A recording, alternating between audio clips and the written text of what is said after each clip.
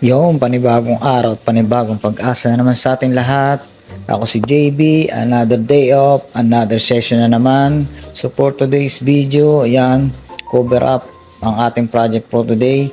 So respeto sa unang artist. At ito nga pala si Madam ay nais niyang patakluban yung kanyang unang tattoo kasi base sa kanyang experience ay parang naghahatid sa kanya ng bad vibes yung mata. So, bali pinatakpan niya ng Arkanghel na itong si Michael Angelo, tama ba ako? Ay ka-birthday niya to, tapos may dala-dala rin tong timbangan na zodiac sign niya. At ito na yung final piece.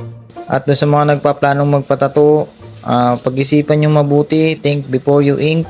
Kasi lahat ng mga tattoo ay mayroon niyang meaning. At kay Madam, sana maging gabay na to sa'yo, maging protection to sa'yo. At sobrang nakakatuwa dahil sa sinabi ni Ma'am na parang hindi daw siya cover up, parang fresh tattoo. So salamat sa mga gandong client na sobrang satisfied, nakakataba ng puso, nakaka-inspired gumawa ng gumawa. At ito yung before and after. Wala si Madam, may bali tatlo yung kanyang pinagawa. Ito yung enhancement na minimal cover up at ito yung before and after niya. Ito enhancement din. Ayan, si Madam, salamat sa buong pagtitiwala. Mapanayat ng Taiwan, JB Works lang sa Kalam. Peace out.